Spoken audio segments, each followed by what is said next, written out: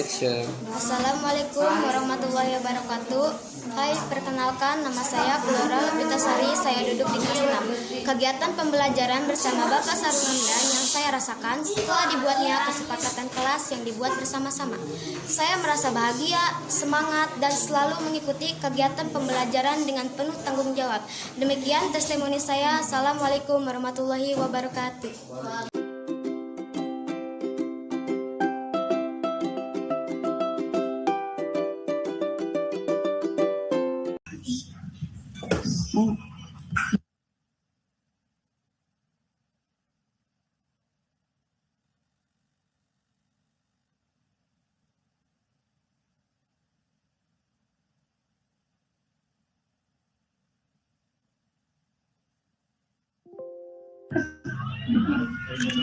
Cek Bapak Ibu, gimana mungkin yang hadirnya terbatas mungkin, atau nunggu dulu atau dimulai?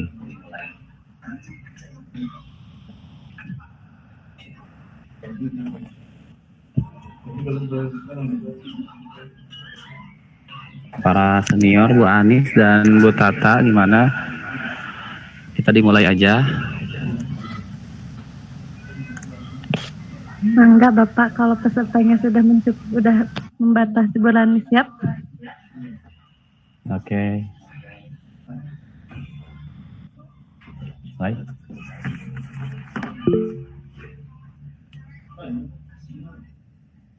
Siap Bu Tata. Bismillahirrahmanirrahim. Assalamualaikum warahmatullahi wabarakatuh. Waalaikumsalam warahmatullahi wabarakatuh. Alhamdulillahirrahmanirrahim. Wa bihi nasta'in ala umur dunya wa din wa ala alihi wa sahbihi ajma'in, amma ba'du. Kak Kuping, Bapak Ibu, suaranya jelas? Ya, jelas. Jelas Bapak. Ya, pertama-tama marilah kita panjatkan puji dan syukur kita, di mana kita bisa bermuajahah, bersilaturahmi ya Bapak Ibu, di acara mungkin kami berdua insya Allah ke depan sampai 2 jam mungkin ya, atau seberesnya aja. Salawat berserta salam mari kita curahkan kepada baginda Nabi Muhammad SAW. Selamat datang Bapak Ibu hebat semuanya yang sudah menyempatkan waktunya untuk hadir di GIMIT, terutama di jam 2 ya, tadi sudah kita disesuai dengan edaran di WA, sudah jam 14.07. Perkenalkan, nama saya Sahrul Hamdan, CGP Angkatan 7, SDN Ciburayut 01, dan rekan saya bernama Ibu Rani Supriyani, ngajarnya di Cimande 02, Kecamatan Caringin. Sebelum memulai kegiatan ini, langkah baiknya kita memulai acara dengan ucapan basmalah bersama-sama. Bismillahirrahmanirrahim. Izin share screen ya Bapak Ibu ya.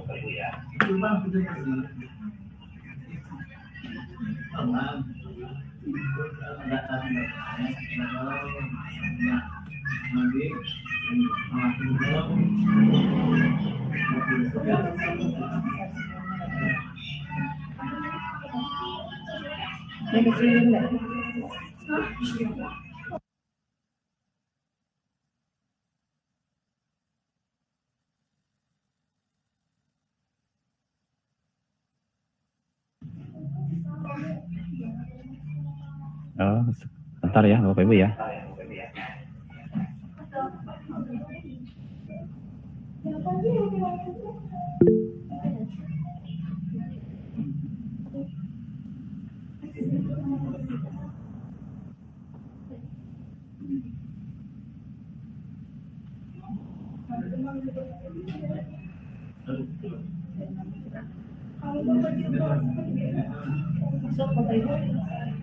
Sudah masuk Bapak Ibu ya?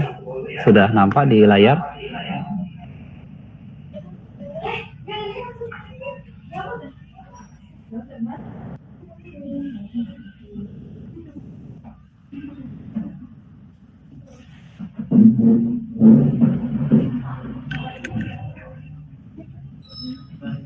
Baik, mari kita mulai untuk presentasi hari ini. Insya Allah kami akan memaparkan apa yang kami pelajari di pendidikan guru penggerak di sini, yaitu kami berdua insya Allah akan memaparkan yang pertama filosofi Ki Hajar Dewantara, nilai dan peran guru penggerak, inquiry apresiatif dan budaya positif. Nah, di sini kami akan memaparkan berbagai tugas. Yang pertama saya akan memaparkan yaitu filosofi Ki Hajar Dewantara.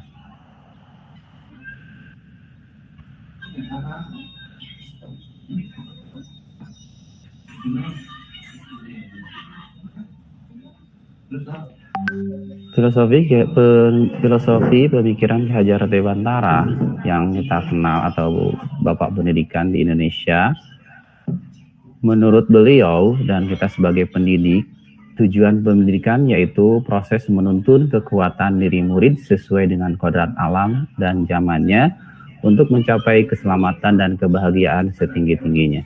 Nah, di sini kita sebagai pendidik dituntut untuk melakukan kedua hal tersebut, di mana menuntun adalah bagian dari pendidikan, terutama kita menuntun tersebut sesuai dengan kodrat alam dan kodrat zaman yang dimiliki oleh peserta didik kita. Nah, di sini anak merupakan sebuah kertas dengan garis-garis samar. Tugas seorang guru adalah menebalkan garis-garis samar tersebut, menguatkan potensi positif dalam diri anak. Nah, di sini menurut filosofi pemikiran Ki Hajar Dewantara, kita mungkin salah dalam hal ini.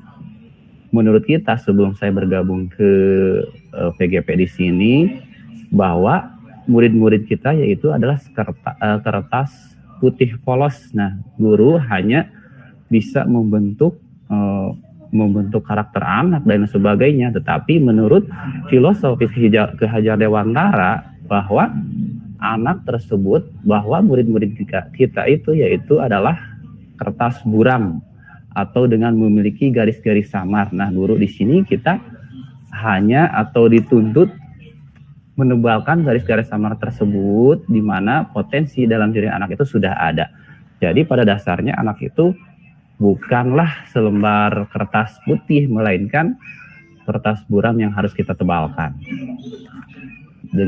Karena karakter anak itu di rumah sebelum ke sekolah sudah memiliki minat dan bakatnya masing-masing. Nah, di sini kita guru tinggal mengarahkan, membimbingnya dan lain sebagainya. Di sekolah, bagian dari sekolah kita orang tua sebagai di sekolah untuk menebalkan karakter-karakter ataupun menebalkan potensi-potensi karakter yang sudah dimiliki baik dari dalam dirinya sesuai kodrat alam dan kodrat zamannya. Selanjutnya,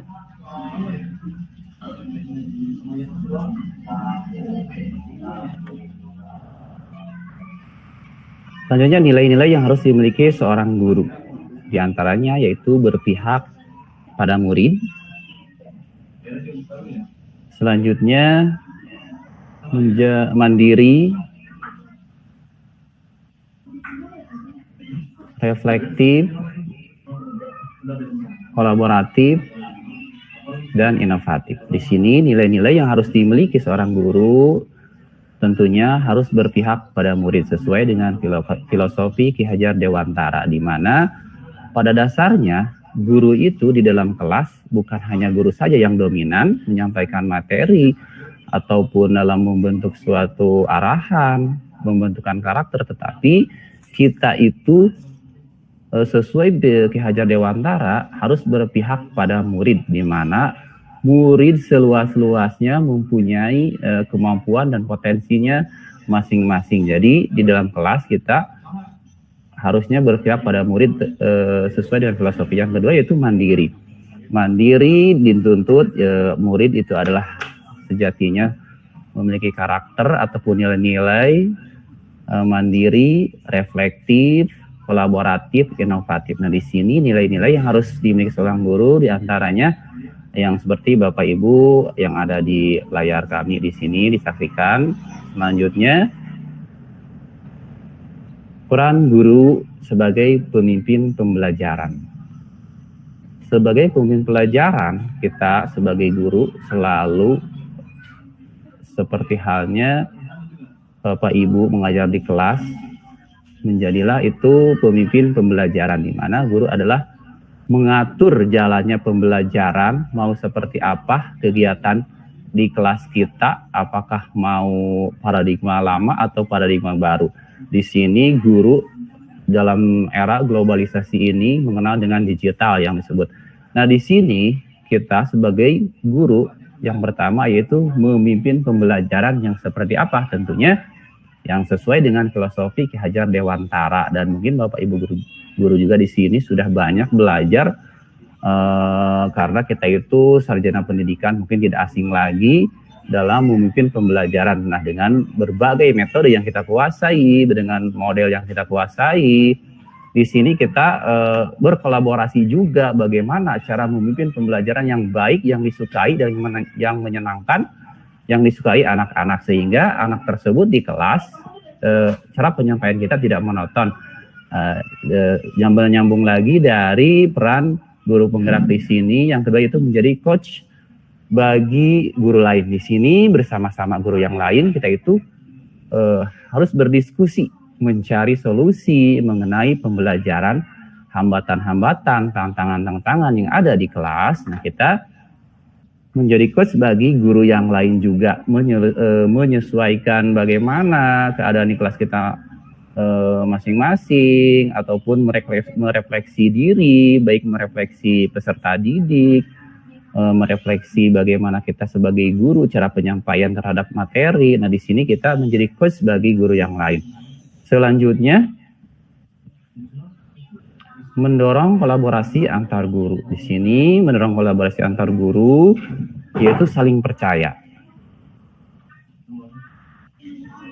Saling percaya antara guru sesama guru, baik di sekolah kita ataupun sesama sekolah segugus ataupun secara luasnya satu kecamatan.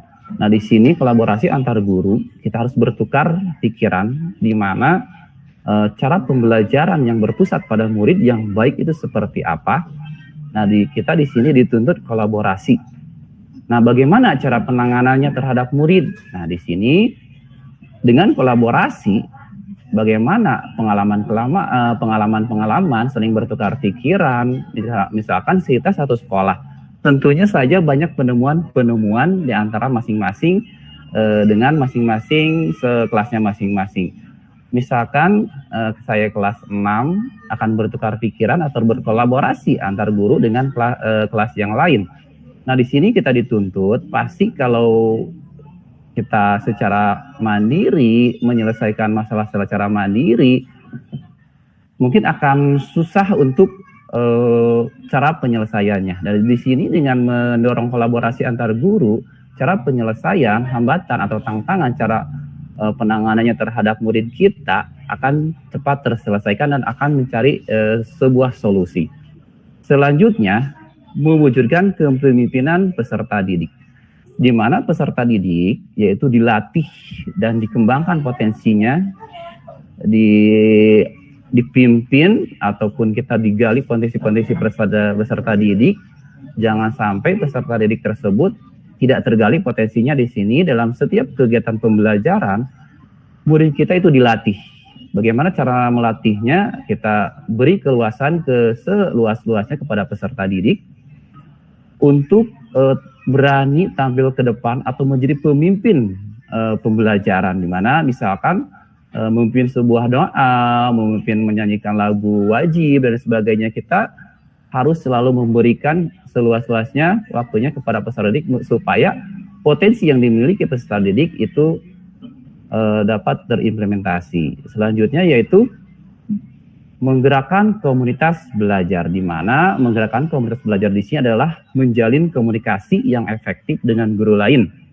Melalui komunitas praktisi belajar seperti ini, mungkin Bapak Ibu juga tahu, kita mengembangkan profesi di gugus atau yang kita kenal di sekolah dasar dengan namanya KKG, atau untuk guru SMP, SMA yaitu MGMP. Nah, di sini dengan menggerakkan komunitas belajar, kita sebagai guru mampu mengajak rekan guru lain menjadi tim komunitas di sekolahnya ataupun di sekolah segugus, ataupun kita sebagai guru penggerak mampu menggerakkan komunitas belajar untuk saling bertukar pikiran dan menghadapi terutama dalam penanganan berpusat pada murid. Selanjutnya komunitas belajar di sini adalah merupakan strategi pelengkap bagi pengembangan profesi berkelanjutan. Selanjutnya di sini ada inquiry apresiatif. Inquiry apresiatif merupakan sebuah paradigma yang berfokus pada upaya kolaboratif untuk menemukan hal positif dalam diri seseorang, dalam suatu organisasi dan dunia di sekitarnya, baik di masa lalu, masa kini maupun masa depan. Yang bersumber dari Coverage dan Whitney 2005. Dan di sini IA ataupun inquiry apresiatif yaitu menggali potensi setiap anak sesuai dengan kodratnya masing-masing. Ya, pada paradigma ini bisa menjadi salah satu metode untuk mencapai visi sesuai dengan visi Ki Hajar Dewantara. IA yaitu fokusnya pada potensi aset yang dimiliki, seperti yang kita kenal dalam bahasa Jermannya, yaitu mengubah atuda menjadi sanajan. Di sini kita atuda, kita itu bahasa Sunda kita kan sarana kita tidak memadai. Nah, sanajan sarana kita itu tidak memadai, kita masih menggunakan alternatif yang lain. Nah, jadi atuda ini bisa menjadi sanajan menurut inquiry apresiatif. Jadi kita menggali potensi-potensi yang ada di dalam diri kita ataupun potensi-potensi ataupun juga yang ada di sekolah kita. Nah, selanjutnya, demikianlah untuk inquiry apresiatif, peran guru ataupun menurut filosofi Ki Hajar Dewantara. Selanjutnya, budaya positif akan dipaparkan oleh rekan saya yaitu Ibu Rani. Kepadanya kami persilakan.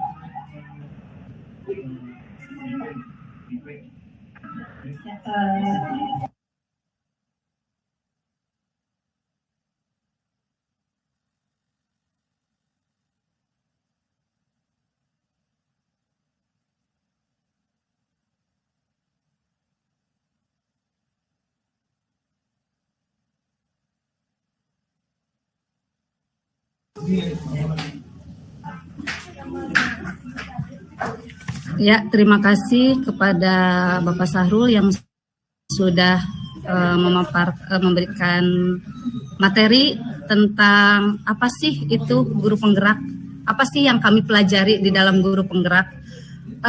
Mungkin sedikit seseorang, mungkin dulu juga saya sebelum masuk itu berpikir bahwa guru penggerak itu adalah sesuatu program yang kita itu harus dituntut untuk melakukan suatu perubahan yang besar, yang spektakuler.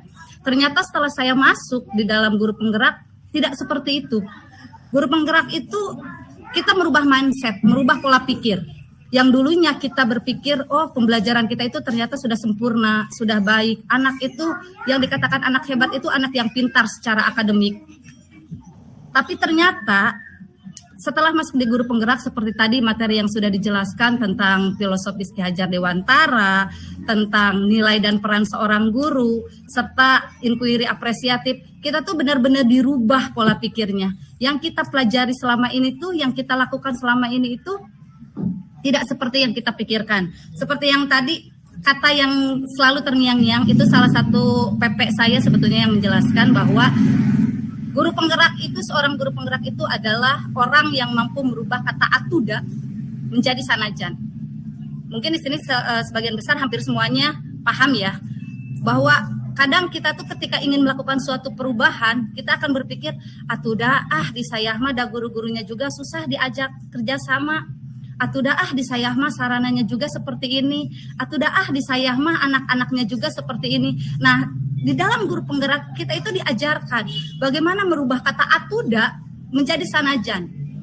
Sanajan sekolah saya tidak punya sarana dan prasarana, tapi saya bisa melakukan perubahan. Sanajan anak-anak di sekolah saya itu ekonominya dikatakan menengah ke bawah, tapi kami siap untuk melakukan perubahan. Nah, di di pendidikan guru penggerak ini pemikiran dan pola pikir kita itu dirubah. Bagaimana kita merubah kata atuda menjadi kata sanajan. Selanjutnya yang akan saya bahas yaitu tentang budaya positif. Untuk membentuk sebuah budaya positif di sekolah, hal pertama yang harus kita terapkan adalah disiplin positif. Mengenal kata disiplin, kita akan langsung diarahkan kepada peraturan. Oh, disiplin berarti teratur. Disiplin berarti tertib. Ternyata disiplin positif itu, kita sebagai seorang pendidik, tujuan kita itu adalah menciptakan anak-anak yang memiliki disiplin diri. Kita itu menciptakan anak-anak yang memiliki disiplin diri sehingga mereka bisa berperilaku dengan mengacu pada nilai-nilai kebajikan universal. Jadi mereka melakukan disiplin diri itu bukan mengacu pada peraturan yang dibuat, tapi mereka mengacu pada nilai-nilai kebajikan universal dan memiliki motivasi intrinsik, bukan motivasi ekstrinsik. Apa sih itu motivasi? 3 motivasi perilaku manusia. Yang pertama, untuk menghindari ketidaknyamanan atau hukuman. Ini masih banyak sekali, bukan hanya di anak, bahkan mungkin orang-orang dewasa juga sering melakukan, bahwa terkadang mereka melakukan sesuatu, motivasinya itu hanya menghindar dari ketidaknyamanan, menghindar dari teguran, menghindar dari hukuman. Jadi dia melakukan sesuatu itu bukan karena dia merasa sesuatu itu penting, sesuatu itu bernilai, tapi dia hanya menghindar dari hukuman, menghindar dari teguran, supaya dia bisa menjalani dan menghindari ketidaknyamanan. Motivasi yang kedua yaitu untuk mendapatkan imbalan atau penghargaan dari orang lain. Ini juga cukup berbahaya sebetulnya. Seseorang melakukan sesuatu hanya karena ingin dipuji, hanya ingin dihargai, hanya ingin imbalan.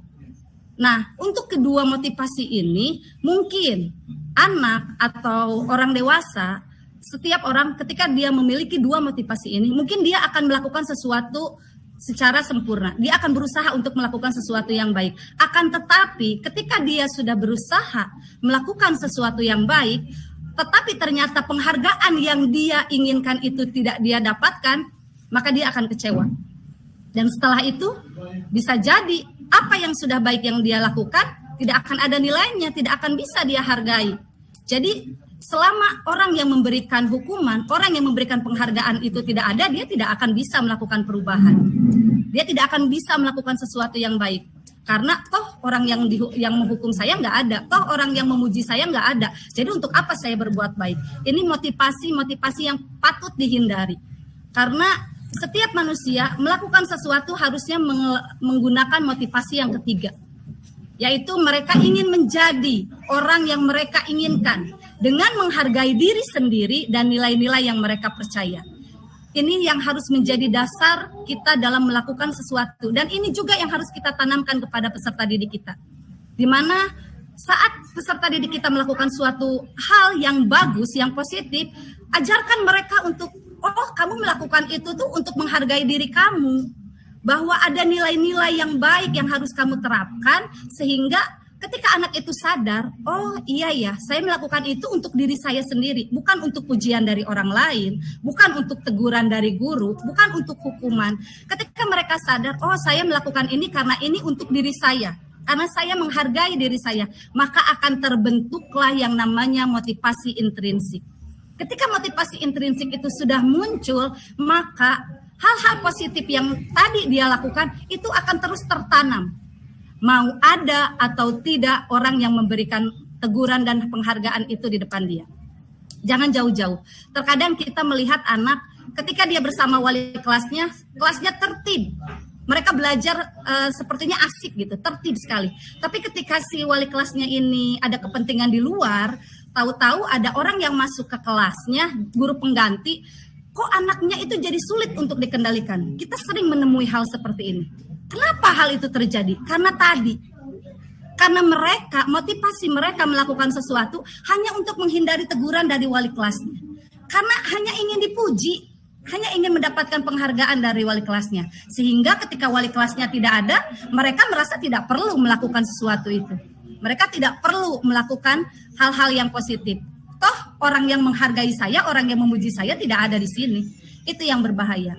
Jadi bagaimana kita sebagai seorang guru berusaha menanamkan kepada peserta didik bagaimana sih kita bisa menjadi orang yang bisa menghargai diri sendiri dan orang lain dalam setiap langkah dan perilaku kita.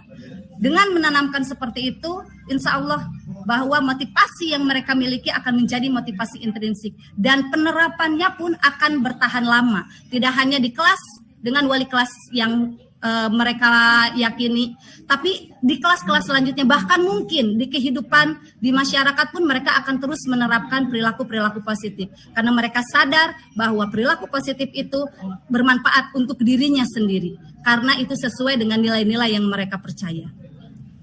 Selanjutnya saya juga ingin menjelaskan tentang perbedaan hukuman, konsekuensi, dan restitusi. Apa sih itu hukuman? Hukuman itu bersifat tiba-tiba, terkadang tidak sesuai dengan masalah dan anak merasa disakiti dan dipermalukan. Contoh, mungkin kalau sekarang sudah jarang ya kita temui, tapi mungkin masih ada beberapa oknum guru yang masih melakukan hal-hal seperti ini. Misalkan anak terlambat, dia dihukum berdiri di pojok sambil mengangkat kakinya. Anak terlambat dengan hukuman dihukum di depan, berdiri di depan. Itu tidak ada hubungannya. Dia terlambat belajar, hukumannya berdiri. Dia akan malu, dia akan merasa malu, merasa dipermalukan dan merasa disakiti. Atau anak tidak mengerjakan PR, dihukum lari keliling lapangan. Nah, hukuman itu biasanya tidak sesuai dengan masalah yang mereka temui, dengan kesalahan yang mereka lakukan.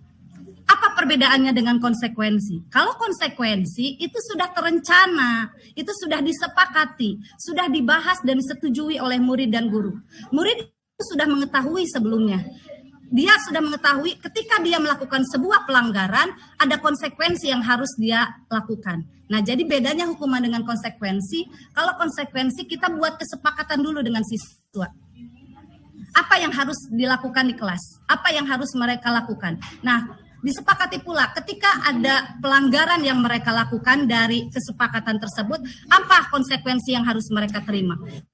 Jadi ketika murid misalkan anak yang terlambat tidak ikut jam istirahatnya dipotong sesuai menit keterlambatannya misalkan. Harusnya dia terlambat 5 menit, harusnya istirahat jam 10, berarti dia istirahat jam 10:05 ditambah waktunya karena tadi masuknya terlambat. Itu sudah disepakati dengan anak. Dan hukumannya pun masih sesuai dengan masalah yang dia temui. Seperti itu. Jadi anak tidak merasa tersakiti, tidak merasa dipermalukan karena konsekuensi yang harus mereka lakukan itu sudah mereka tahu dari awal. Oh iya, saya telat nih sekarang. Berarti nanti istirahat saya dikurangi jamnya. Jadi dia tidak merasa dipermalukan. Dia tidak merasa disakiti karena dia sudah tahu lebih awal. Apa bedanya dengan restitusi? Restitusi itu adalah mengarahkan murid untuk mencari solusi atas masalah mereka dan mengajarkan bagaimana memperlakukan orang lain sehingga dapat melakukan perubahan perilaku dalam jangka waktu yang panjang. Kalau konsekuensi tadi anak sudah tahu, oh saya melakukan pelanggaran, saya harus melakukan konsekuensinya ini. Kalau restitusi, kita mengarahkan anak, kita memotivasi anak. Apa sih kesalahan mereka? Kita arahkan murid untuk mencari solusi atas masalah mereka. Misalkan jika anak itu terlambat, kita cari tahu dulu kenapa sih dia bisa terlambat. Misal dia terlambatnya karena tidurnya kemalaman, Bu, bangunnya jadinya siang. Nah, kita arahkan mereka untuk mencari solusi. Misal solusinya bisa dengan menggunakan alarm, memasang alarm agar tidak kesiangan. Atau solusinya membuat jam tidur agar tidak terlalu malam. Biarkan, arahkan murid mencari solusi atas masalah yang mereka hadapi. Sehingga mereka tidak merasa dihakimi. Mereka akan merasa, oh iya, ketika saya melakukan kesalahan, saya harus mencari solusi atas kesalahan saya. Bukan hanya saya melakukan kesalahan, dihukum, selesai. Tidak seperti itu. Maka tidak akan ada perbaikan ke depannya. Tapi ketika mereka melakukan kesalahan, ada solusi, dia diarahkan mencari solusi atas masalah tersebut, maka dia akan merasa, oh masalah saya itu terselesaikan, maka ke depannya akan ada perubahan. Selanjutnya ada posisi kontrol yang harus dimiliki oleh seorang guru. Posisi kontrol yang pertama adalah penghukum. Ini yang cukup berbahaya. Sebetulnya ini termasuk ke identitas gagal. Kenapa? Karena seorang guru yang suka menghukum atau guru penghukum itu biasanya dia menghardik. Kata-kata yang dia keluarkan itu misalkan kata-katanya seperti ini. Kamu harus melakukan ini. Kalau kamu tidak melakukan ini, maka hukumannya seperti ini. Kalau guru penghukum itu dia langsung menghardik siswa. Hasilnya akan seperti apa? Hasilnya siswa akan menjadi seorang pemberontak. Semakin dia dikekang, maka dia akan semakin memberontak. Guru penghukum itu menekan, memaksa. Jika kamu harus melakukan ini, jika tidak, maka kamu akan harus seperti ini. Itu adalah guru penghukum. Yang kedua, posisi kontrol yang kedua yaitu pembuat merasa bersalah. Apa cirinya? Guru itu menunjukkan kekecewaan. Kalimat-kalimat yang dia keluarkan biasanya, ya kamu sudah mengecewakan ibu nih. Emang kamu gak kasihan ya sama orang tua kamu? Kata-kata ini kadang kita tidak sadar. Kita mengucapkan itu ketika anak melakukan kesalahan. Ya kok kamu gitu sih? Kamu gak kasihan bukan sama orang tua kamu? Padahal orang tua kamu sudah mendidik kamu loh. Tapi kok kamunya seperti ini? Secara tidak sadar kita itu sudah membuat anak merasa bersalah. Dan itu hasilnya dia akan menyembunyikan kesalahan yang dia buat dengan kebohongan. Dia tidak mau diposisikan menjadi sebagai orang yang bersalah. Maka dia akan menutupi kesalahan yang dia lakukan dengan berbohong dan berbohong. Dua posisi kontrol ini merupakan posisi kontrol dengan identitas gagal. Jadi betul-betul harus kita hindari. Bagaimana kita menjadi guru yang penghukum dan pembuat merasa bersalah, betul-betul harus kita hindari agar peserta didik kita bisa berkembang menjadi yang lebih baik. Posisi kontrol yang ketiga yaitu membuat kita menjadi teman mereka. Biasanya dengan kata-kata, kenapa sih kok kamu seperti ini? Oh, ya udah deh, nggak apa-apa, ibu paham kok. Jadi kita berusaha menjadi teman mereka. Tapi posisi kontrol ini dia juga punya kelemahan. Kenapa? Karena anak akan merasa ketergantungan. Misalkan murid kita sekarang kelas 4. Dia merasa bahwa wali kelasnya itu sudah menjadi teman dia akan merasa dekat dengan wali kelasnya. Tapi ketika dia pindah ke kelas 5, ganti dengan wali kelas yang baru, dia merasa kehilangan teman. Maka perubahan yang dilakukan di kelas 4 itu mungkin tidak akan berkembang di kelas 5 karena dia serasa kehilangan teman. Sebetulnya posisi kontrol sebagai teman itu ini identitas sukses, hanya jangan terlalu sering kita lakukan. Karena seperti tadi, ada rasa ketergantungan terhadap diri siswa.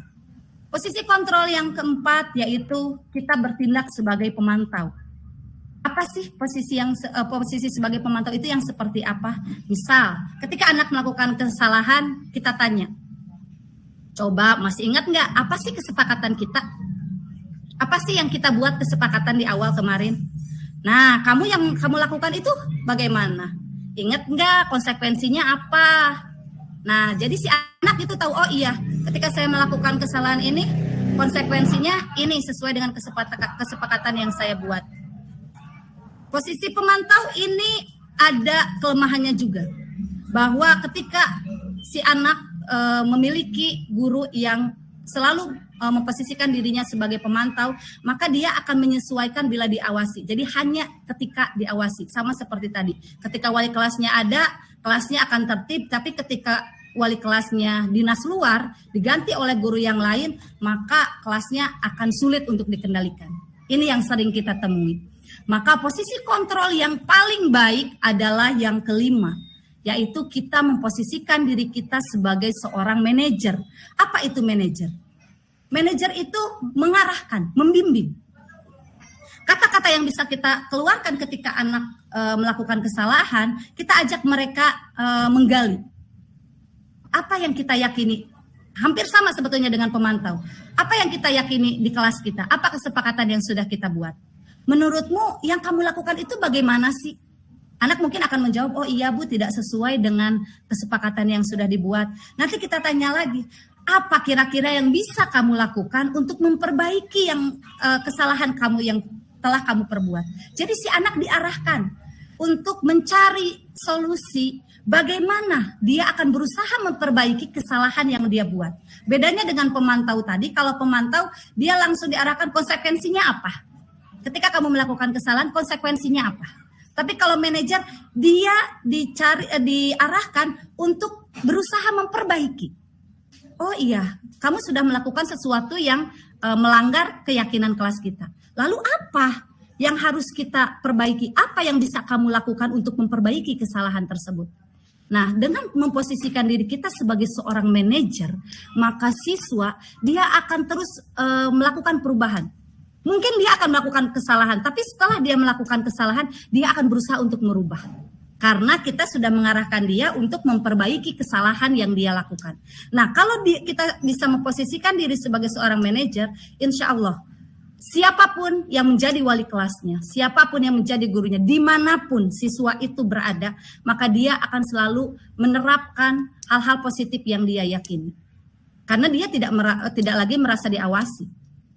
Bukan lagi diposisikan sebagai orang yang dipantau, tapi dia diposisikan sebagai orang yang mau memperbaiki kesalahan yang dia buat. Selanjutnya ada sebuah pertanyaan, keyakinan kelas atau peraturan kelas. Apa sih perbedaannya? Apa sih bedanya keyakinan kelas dan peraturan kelas? Keyakinan kelas itu membuat murid memahami tujuan dari sebuah peraturan. Kalau peraturan biasanya dibuat oleh salah satu pihak. Sekolah membuat peraturan yang dinamakan tata tertib. Wali kelas membuat peraturan yang dinamakan tata tertib kelas. Dan siswa mau tidak mau harus mengikuti peraturan tersebut. Jadi peraturan itu biasanya sifatnya lebih memaksa. Suka tidak suka, mau tidak mau, murid harus mengikuti peraturan tersebut. Beda dengan keyakinan kelas. Kalau keyakinan kelas, kita ajak mereka.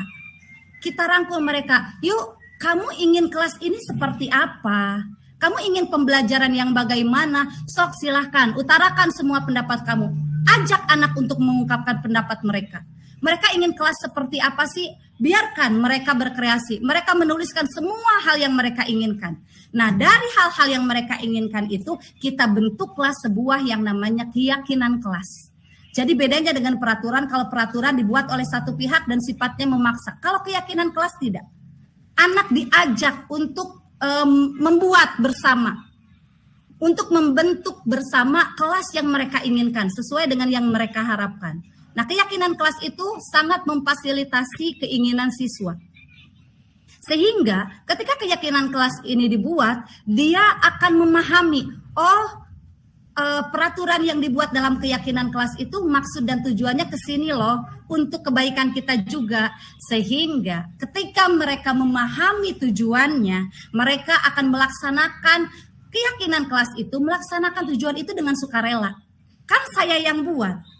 Kan saya yang ingin kelas seperti ini. Maka mereka akan melakukan semuanya dengan sukarela dan bertanggung jawab. Bukan karena paksaan. Mereka akan melakukan sesuatu dengan bertanggung jawab dan sukarela. Sehingga orang itu akan lebih tergerak dan bersemangat untuk menjalankan keyakinannya. Untuk menjalankan apa yang mereka inginkan.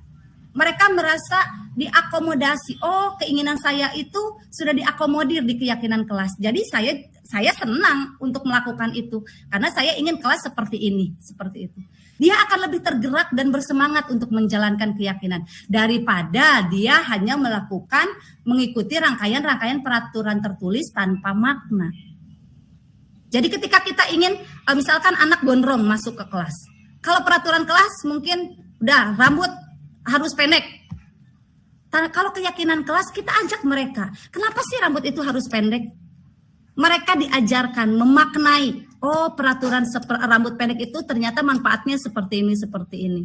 Sehingga ketika mereka sadar bahwa keyakinan peraturan yang dibuat itu bermanfaat untuk dirinya, mereka akan dengan sukarela dan bertanggung jawab menjalankan peraturan tersebut. Makanya kita ganti, ketika mendengar kata peraturan, mereka akan merasa peraturan sama dengan hukuman.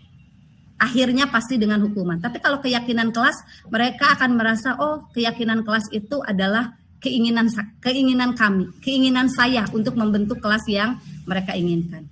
Mungkin cukup sekian pemaparan dari saya. Mohon maaf apabila ada kekurangan. Mangga ada masukan, tambahan, atau sharing. Mungkin ada sharing yang punya pengalaman di sekolahnya seperti apa, kita bisa berbagi di sini. Terima kasih. Baik, terima kasih kepada Ibu Rani Supriyani yang sudah memaparkan yang insya Allah mudah dimengerti oleh kita semua ya Bapak Ibu. Dan saya ucapkan terima kasih kepada Bapak dan Ibu yang sudah hadir bergabung di Game Meet ini. Banyak sekali yang kami sampaikan seperti yang Bapak Ibu saksikan, di antaranya ada nilai guru, ada filosofi Ki Hajar Dewantara, dan budaya positif. Nah, budaya positif di sini yang pertama ada 3 motivasi perilaku manusia. Yang keduanya itu ada hukuman, konsekuensi, restitusi. Yang ketiganya itu posisi kontrol, di mana kita sebagai pendidik ada yang dinamakan dengan penghukum, pembuat merasa bersalah, teman, pemantau, dan yang paling baik yaitu sebagai manajer. Dan yang terakhir yang barusan Ibu Rani sampaikan yaitu keyakinan kelas. Nah, di sini dari Bapak Ibu guru yang hebat, sekiranya ada yang mau sharing, berbagi pengalaman, masukan, mangga kami persilakan.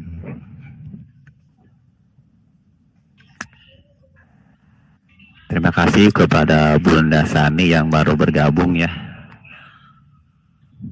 Sedikit ketinggalan info dari awal, tapi mudah-mudahan dapat dimengerti dan nanti kita sharing bertatap muka ya Bu Bunda Sani. Mangga dari Bapak Ibu.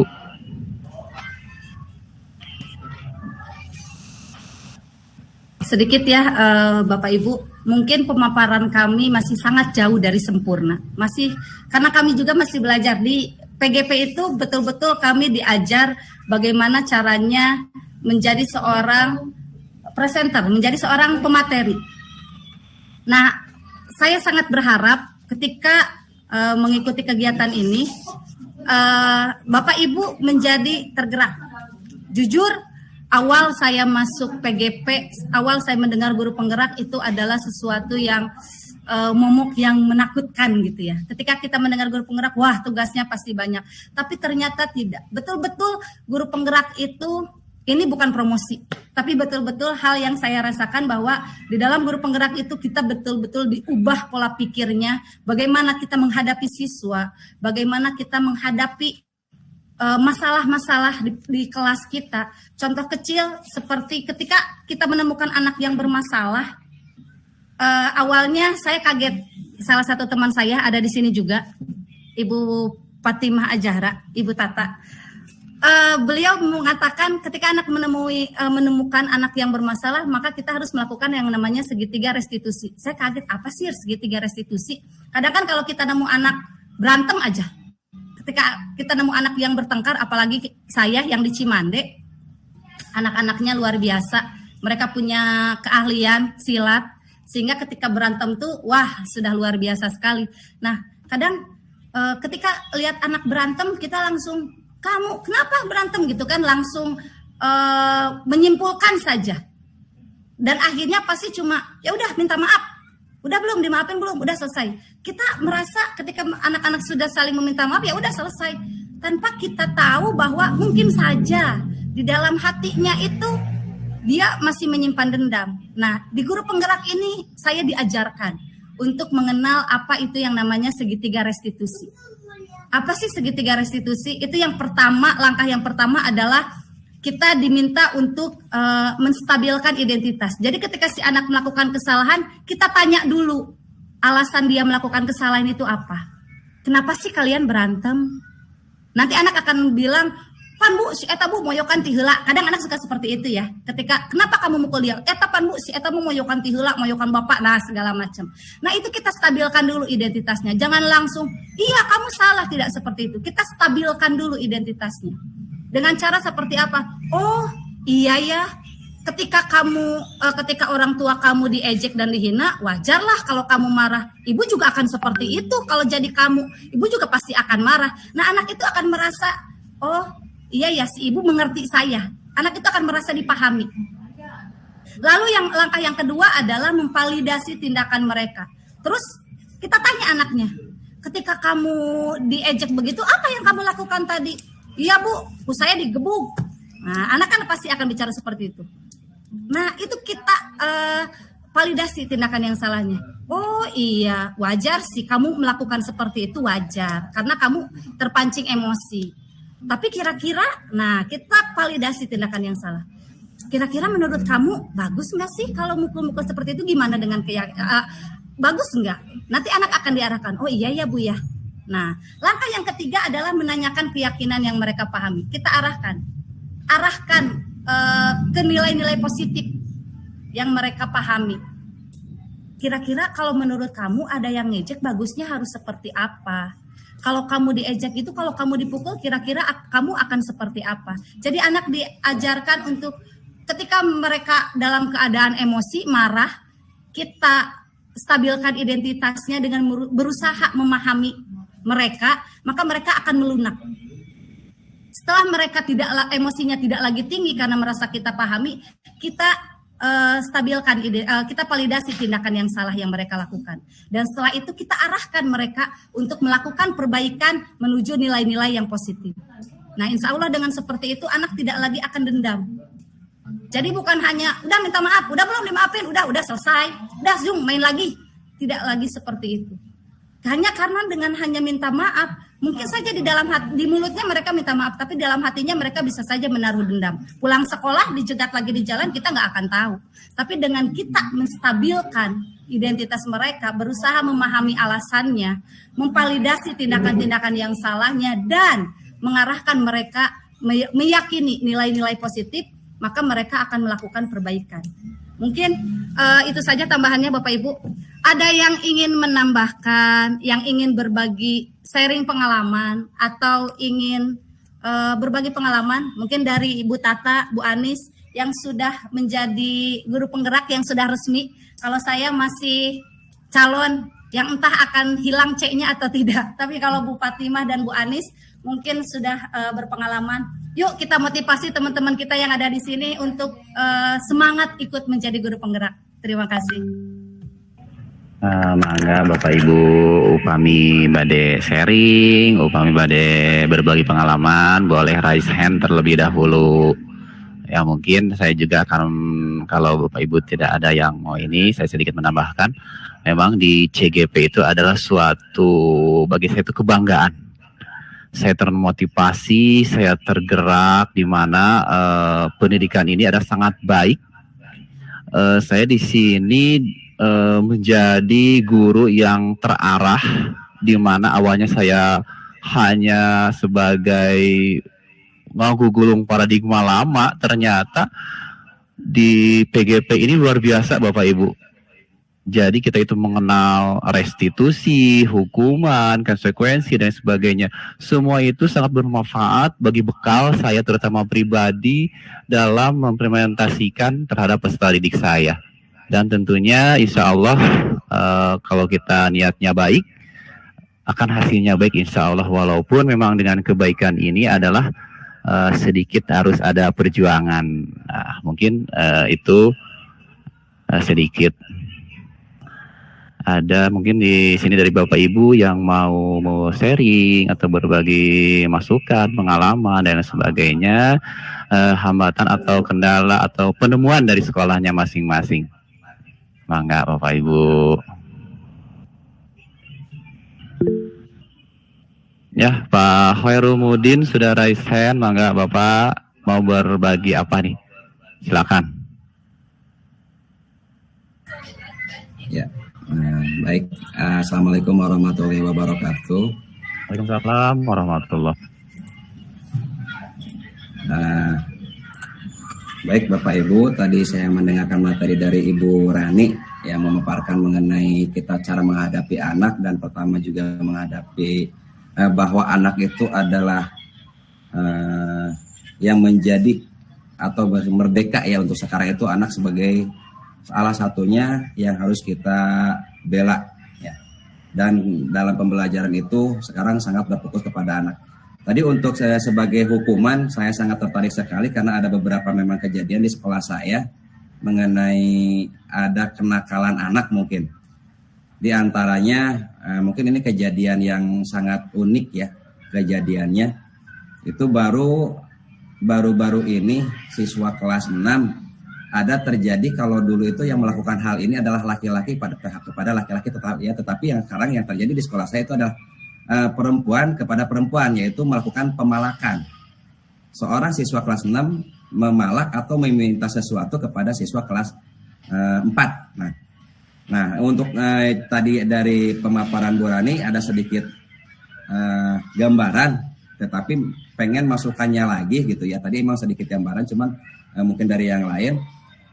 Bagaimana cara menghadapi anak tersebut, baik kepada kelas 6-nya yang melakukan pemalakan, kemudian juga bagaimana menghadapi siswa kelas 4-nya supaya tidak terjadi yang namanya efek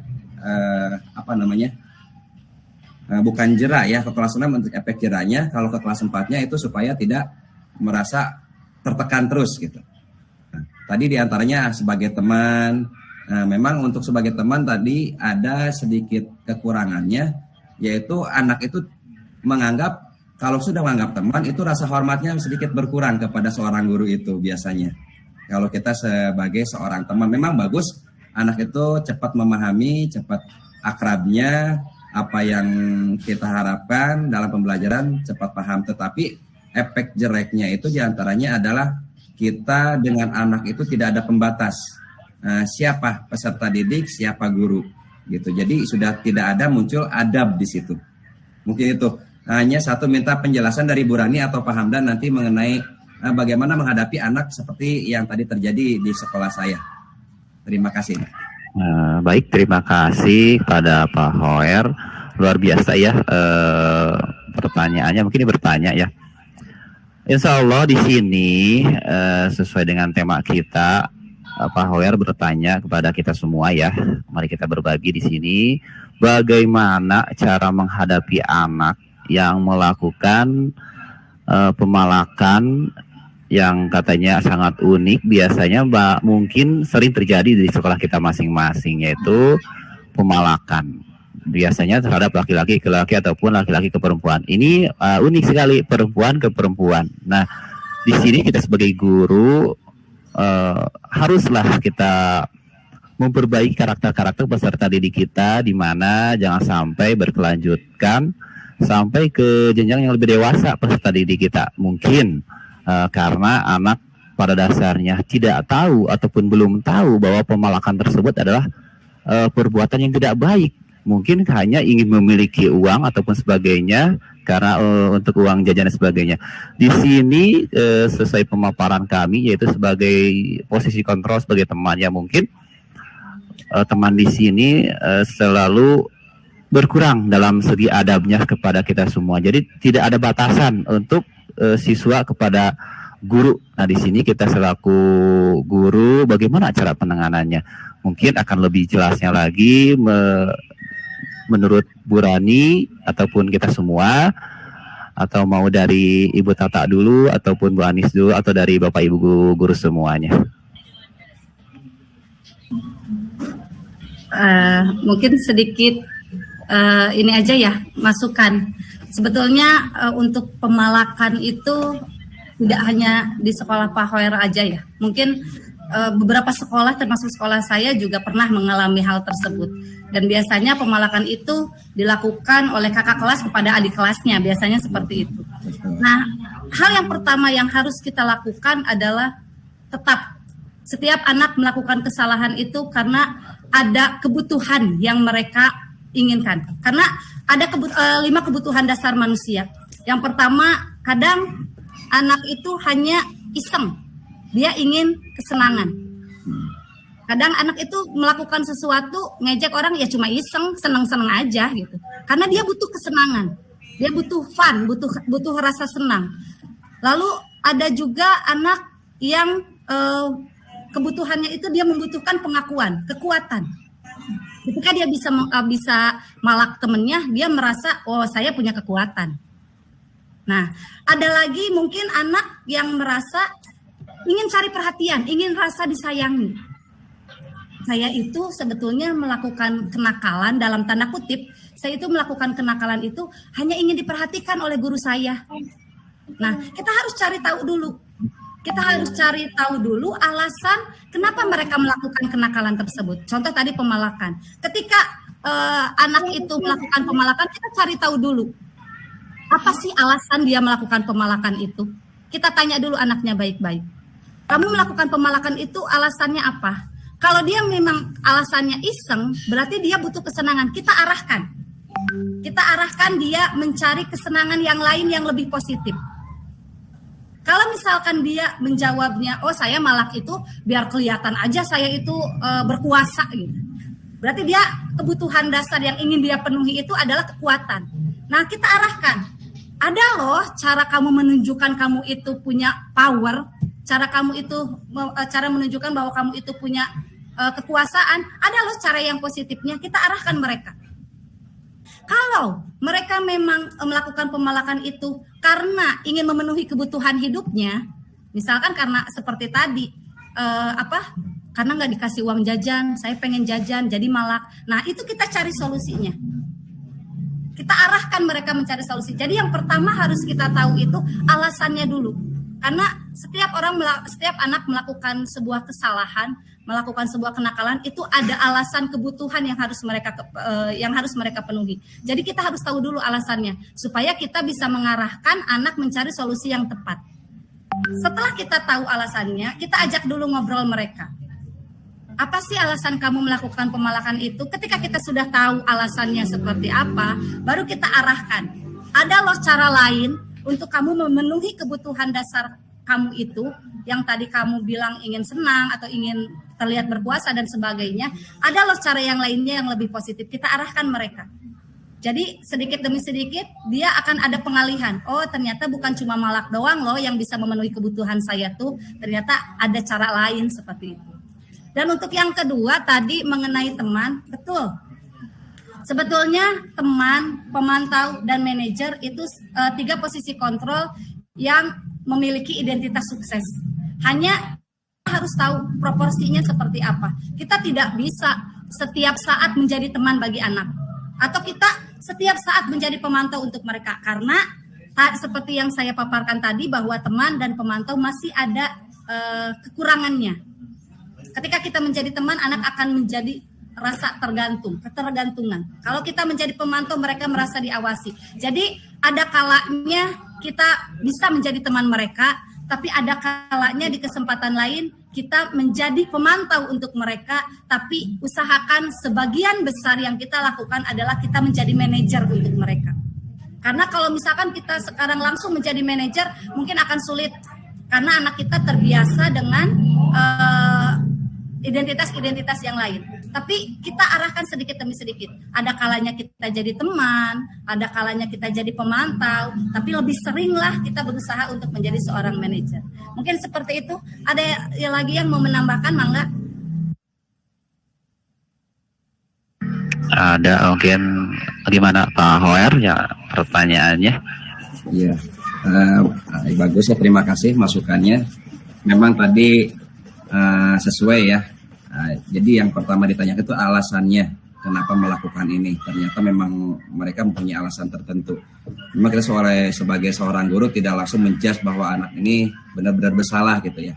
Jadi sesuai dengan arahan dari Bu Rani, pertama yang saya lakukan waktu itu betul seperti itu. Nah, jadi setiap anak itu punya alasan tersendiri dalam melakukan hal apapun, baik itu hal yang negatif ataupun hal yang positif. Terima kasih masukannya Bu Rani. Itu mungkin pertanyaannya sudah terjawab, Bu. Terima kasih. Oke, hatur nuhun. Terima kasih Pak Hoer yang sudah berbagi pengalamannya di sekolah. Sebenarnya untuk pemalakan pasti atau pernah terjadi di sekolah kita masing-masing, dan pernah kemarin juga terjadi di sekolah saya pribadi, yaitu pemalakan, di mana pemalakan ini adalah suatu tindakan yang tidak baik. Nah, bagaimana cara penanganannya? Mungkin kami juga di sekolah atau guru penggerak, kami sudah belajar dari modul, dan kolaborasi dari rekan-rekan semuanya, teman sejawat ataupun kepala sekolah. Di sini ada yang dinamakan dengan segitiga restitusi. Seperti yang tadi diceritakan oleh Bu Rani, segitiga restitusi ini adalah menanyakan dulu alasannya. Nah, mungkin setiap peserta didik melakukan hal tersebut pasti punya alasan dan pasti sangat unik alasan-alasan tersebut. Hanya untuk fun, hanya untuk freedom. Nah, itulah kebutuhan dasar manusia. Nah, dari restitusi ini kita sebagai pendidik harus memvalidasinya bahwa hal yang tidak baik kita harus rubah mindset pemikiran peserta didik itu menjadi pemikiran yang baik. Di sini juga saya di sekolah kolaborasi dan selalu merefleksi seminggu sekali. Kami di sekolah saya ini merefleksi, baik merefleksi peserta didik, merefleksi dari Dewan Guru dalam pembelajaran. Nah, kami di sini sharing bagaimana cara penanganannya terhadap peserta didik. Nah, di sini seminggu sekali saya sharing, diantaranya seperti pemelakan. Nah, cara yang lain untuk mencari perhatian atau bahasa terkenal ini caper untuk guru ini banyak caranya kita arahkan ke yang positif. Nah, kita itu digali lah peserta didik seperti penanaman budaya-budaya positifnya, yaitu budaya kebaikannya dengan cara kita kalau kita di kelas memberikan bintang prestasi.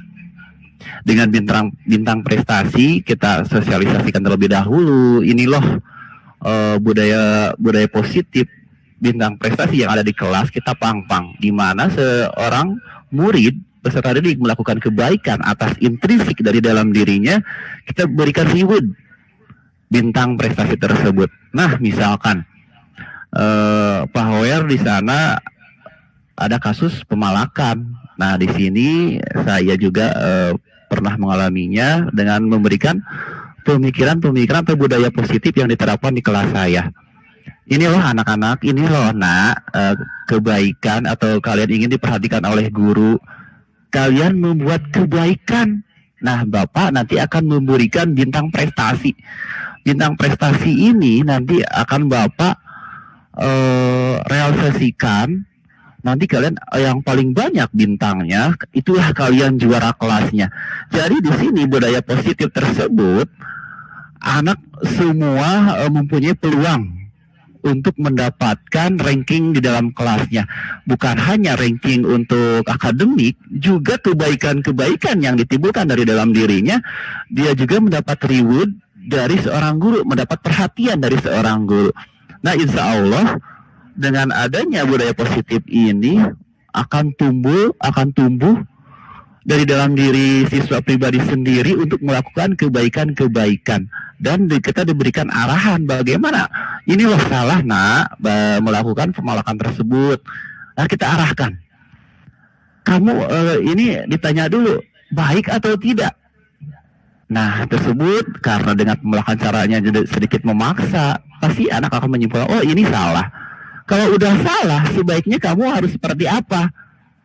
Mungkin jawabannya akan meminta maaf, akan mengembalikan uang yang sudah diambil, dan lain sebagainya. Banyak yang diutarakan peserta didik kita macam-macam. Nah, mungkin dari PGPI ini saya tidak akan menyernyolkan atau Bapak Ibu mau bergabung. Saya alhamdulillah di PGPI ini bersyukur dapat ilmu-ilmu baru, banyak-banyak teman baru, luar biasa. Makanya Bapak Ibu kalau penasaran dengan pendidikan guru penggerak, ayo kita bergabung. Di sini tidak ada status, tidak ada batasan status antara PNS, guru senior, honorer. Di semua kita di sini ada satu. Tidak ada yang saling menjas atau ada batasan di mana status tersebut menghalangi kita. Tapi di sini kita adalah satu. Semua guru penggerak. Nih, guru penggerak itu sangat luar biasa, Bapak Ibu. Bagi yang sudah bergabung ataupun yang lagi menunggu hasil seleksi, saya doakan semoga Bapak Ibu lolos dan bisa bergabung di angkatan 8. Ya, itu aja dari saya pengalamannya. Mungkin bisa berbagi lagi dari pengalaman yang ada ada di sekolah Bapak Ibu semuanya.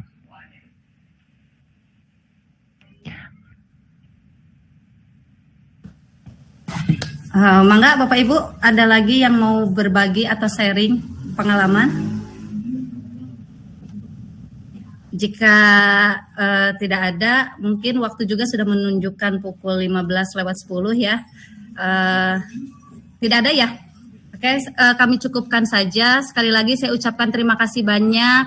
Mohon maaf karena di sore hari ini kami sudah mengganggu waktu istirahat Bapak Ibu semua.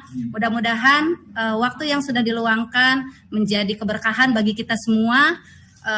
Hadirnya kita di kegiatan ini bisa mendapatkan ridho Allah, menjadi keberkahan, dan mudah-mudahan berbalik menjadi sebuah kebaikan untuk kita semua. Amin ya rabbal alamin. Sekali lagi terima kasih. Mohon maaf karena sudah mengganggu waktunya. Mohon Bapak Ibu dibuka on cam-nya, kita akhiri foto dulu ya. Hatur nuhun Bapak Ibu, Pak Hoer, Pak Rangga, Bu Tata, Bu Anis, Bu Ana, Bu Tia, Bu Nilam, Bu Neng, Bu Aden, dan Bunda Sani yang tidak tersebut, mohon maaf. Kita foto dulu ya. Rangga Budi. Sudah siap ya Bapak Ibu?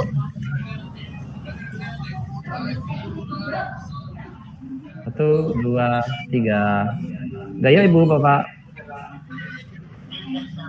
Apa ya? Literasi ya? Literasi menit. Literasi gitu ya? Oh iya, literasi. Literasi. Sarangnya. Ini nggak punya uang ini mah. Oke, terima kasih Bapak Ibu. Hatur nuhun. Ya, sukses buat semua. Amin, sukses buat teman-teman semua juga.